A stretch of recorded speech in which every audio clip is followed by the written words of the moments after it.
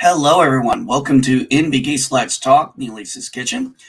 Today, I'm going to talk about Witcher Season 2, the experience I felt with it, what I enjoyed about it, and we'll just go over a little bit of the episodes. I'm not going to go into too much detail on each episode. There are 8. Just like last year, or 2 years ago, there was 8.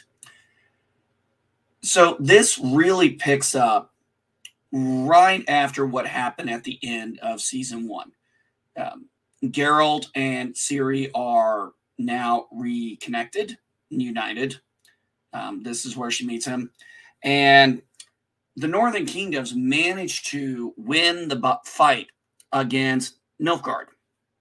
Unfortunately, the cost to Yennefer using fire magic, which is a considered forbidden magic of chaos. She unleashed it and was vicious with it. It was a very beautiful scene, I thought. Very beautiful, tragic scene. It's always amazing how terror and beauty can kind of go together. Unfortunately, this does come as a bit of a cost to her. So let's go over mainly the characters and what we're doing here. Geralt, I'm going to go over this. So Geralt is with Ciri. They finally found each other. They're looking for... He goes and he wants to look and see where Yennefer is, and they go on the battlefield, and there are dead bodies everywhere. It's a really gruesome scene. And they run into Tisia, and the assumption is Yennefer is dead. Spoiler alert, she's not dead. Geralt decides to take Ciri to Kaer Morhen, which is the castle where the Witchers go during the winter. Because normally what is supposed to happen is, in normal cases, the monsters hibernate for the winter, so the Witchers can go home to Kaer Morhen and get their elixirs and get their weapons done and take care of all the things they need to do while they're there, and basically blow off some fucking steam. Which, I mean, seriously, who the fuck wouldn't want to do that? Ciri, Geralt... Yeah, it's interesting. He wanted to avoid this child of surprise thing. It was not something he wanted to take, but he just, fate sometimes gets in the way, and he knew he had no choice. So now we have him with Ciri. And you have, Ciri, who is, she's traumatized. We got to remember, she's a young girl. She's traumatized. Her entire family, her kingdom has been conquered by the Nilfgaards. And unfortunately, the sole purpose of why they sacked Cintra was because they are looking for Ciri.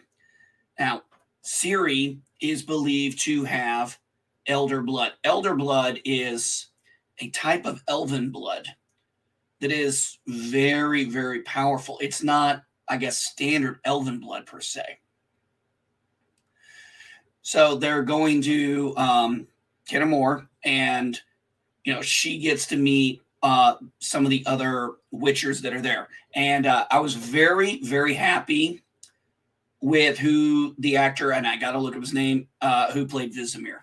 Really thought he did a great job. And I really like how Ciri and Geralt are kind of in different aspects of each other. They're trying to get along. He's trying to, but, this isn't exactly something he knows how to do.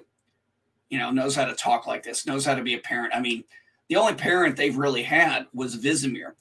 And what we find out is that Kaer Morhen, the reason why there's no Witchers is because back when these all were children, including Geralt, there was an assault on Kaer Morhen. And at the end of it, it was stated by Geralt, only Vizimir was the last surviving adult Witcher. And because of the destruction, they don't have the mutagen to make Witchers. So that becomes now there's the idea that Vizimir, he says if she has the blood, we might be able to make more Witchers. Because right now there's only about 18 to 20 Witchers, I believe. And then we lose one in the very opening beginnings of it because he unfortunately got infected by something. And we lose a few others during this. So, as strong as Witchers are, unfortunately, they can still die. And their numbers are dwindling. There aren't many left. So there is a bond and a brotherhood and a kind of a really nice, kind of almost reminds me of the Marine Corps in the way we bullshit with each other. Ciri wants to learn how to fight, defend herself. Now, she's already got some training, but she's never had Witcher training. And the other Witchers, some of them kind of, they feel like Geralt wants her to train. So he's training her, but he's training her his way. Whereas and she's taking it very seriously. But whereas the other Witchers come out and they're like, hey, come over here, let's try this. Let's put you through some actual Witcher training. And she goes through. And what is nice is it's not a first time she gets through it. She falls. She fails. She gets back up. She tries again. She takes her licks.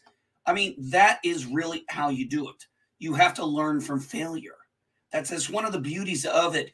You only fail if you don't learn and adapt from the mistakes. And Geralt, while somewhat hesitant at times with her training, he's accepting of it in different points, which I thought was great.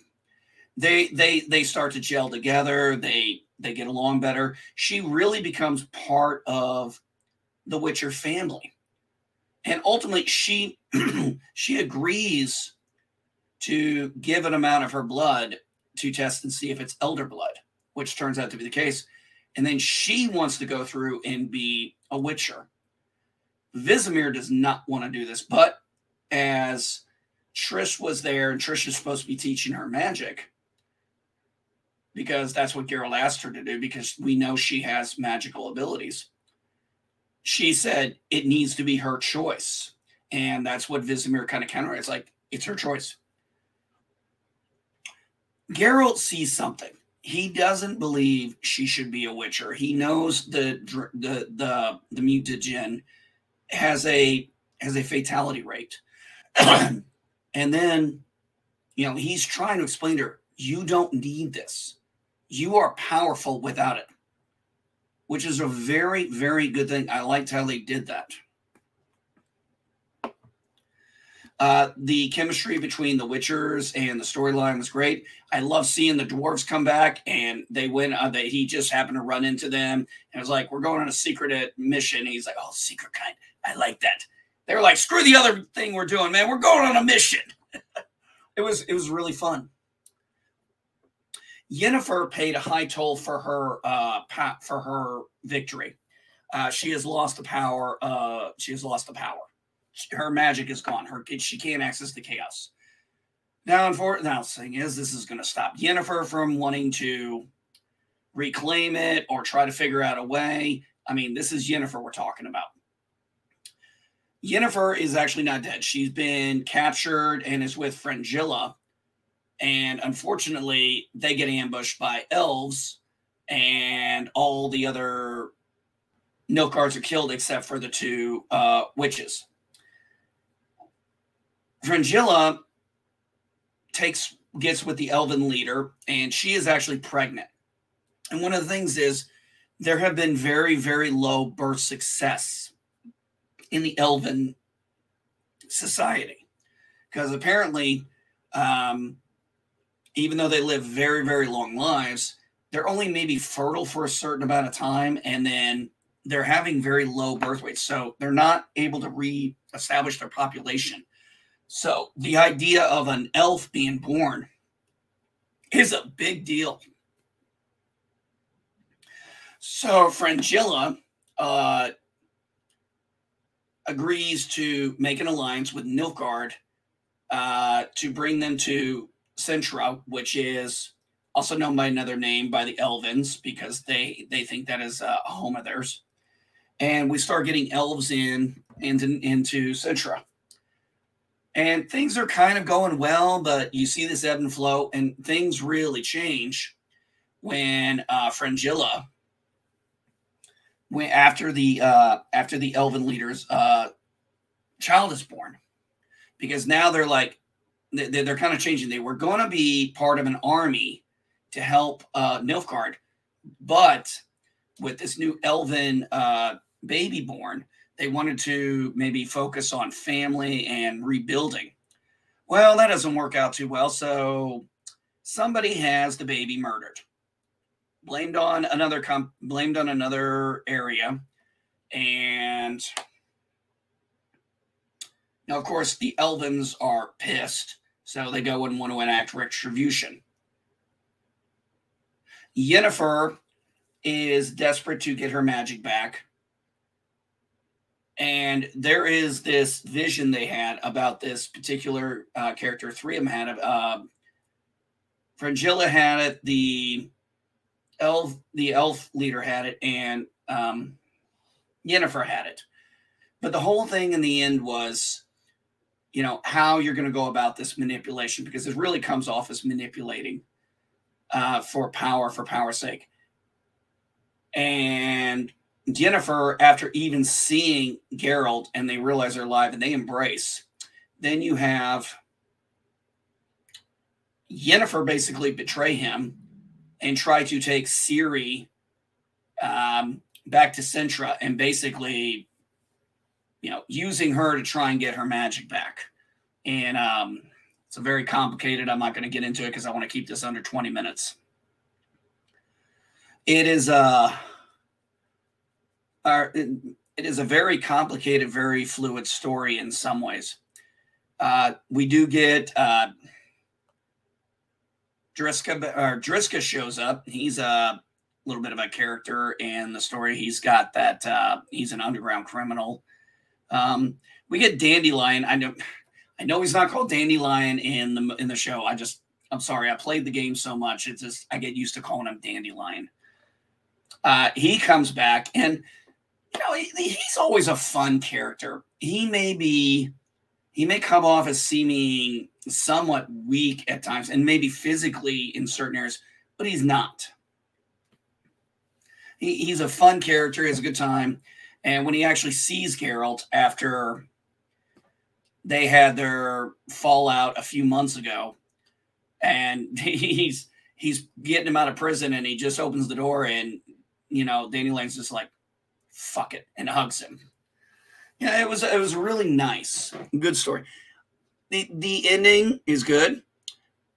Spoiler alert here, but I already knew this. It turns out that who ordered the death of the baby? You had two characters. You had I always forget that guy's name. Give me just a second here. You had Virgilla and the Black Knight. I'm just going to call him the Black Knight. Basically, they want when the Emperor comes, the White Flame, that if we say we did this, we prop us up, we got them in the war. Well, twist at the end, turns out he knows they're lying because he's the one who ordered the death of the baby. And also, spoiler alert, it's her dad, Ciri's dad. He's still alive. And he is the White Flame and the leader of Nilfgaard. This I did know because I have played the game. So that much I did know about it. I did not know he was going to be the king at this point. But it was a rather interesting twist there. And the good news is Witcher has been renewed for season 3. So we will get more of Geralt of Rivia. And I'm really looking forward to seeing. They've got a lot of source material to work with. They have all the books. They have the games that are based around that. So there's plenty they can do with a third season. And I like the 8 episodes. I've gotten to a point now when it comes to something, if you're going to do it in a non-episodic and a serialized point, I want you to stop at a short number of episodes. That was one of the biggest things I couldn't stand about shows that would be 22, 23 episodes, and it was just one big story arc. It was too much. Only certain shows can make that exception. All right, folks. This is my Witcher Season 2 review with some spoilers in under 16 minutes.